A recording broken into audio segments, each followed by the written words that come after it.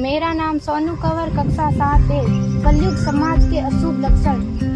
कुटुंब कम हुआ, संबंध कम हुआ, प्रेम कम हुआ, मर्यादा कम हुई, लाज लज्जा कम हुई, विनम्रता कम हुई, समर्पण कम हुए, पुस्तक वाचन कम हुआ, खान पान की शुद्धता कम हुई, बाल कम हुए, कपड़े कम हुए, नींद कम हुई, घी मक्खन कम हुआ, पीतल तांबे के बर्तन कम हुए, भाई भाई का प्रेम कम हुआ, सत्य कम हुआ, अतिथि कम हुए, धैर्य कम हुआ, श्रद्धा और विश्वास कम हुआ, बड़ों का सम्मान कम हुआ, और भी बहुत कुछ कम हुआ जिससे जीवन सहज था, सरल था। संतान को दोष न दे।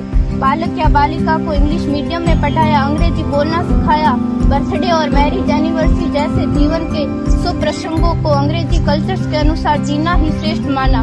माता पिता को मम्मी डैड कहना सिखाया। जब अंग्रेजी कल्चर से परिपूर्ण बालक या बालिका बड़ा होकर आपको समय नहीं देता, आपकी भावनाओं को नहीं समझता, आपको तुच्छ मानकर आपसे जुबान लड़ाता, जब आपको बच्चे में कोई संस्कार नजर नहीं आता, तब घर के वातावरण को गंभीर किए बिना, संतान को दोष दिए बिना एकांत में जाकर रो लीजिएगा, क्योंकि पुत्र या पुत्री की पहली वर्षगांठ से ही भारतीय संस्कारों के बजाय, मंदिर जाने के बजाय केक कैसे काटा जाता है, यह सिखाने वाले आप और अम्मी है। जब बच्चा पहली बार घर से बाहर निकलता है तो प्रणाम और आशीर्वाद के बदले बाय बाय कहना सिखाने वाले आप और अम्मी है।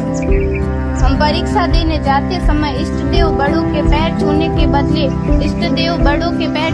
बदले बेस्ट ऑफ लक कहकर परीक्षा भवन तक छोड़ने वाले आप और अम्मी है। बालक या बालिका के सफल होने पर घर में परिवार के साथ बैठकर खुशियां मनाने के बदले होटल में पार्टी मनाने की प्रथा को बढ़ावा देने वाले आप और अम्मी है।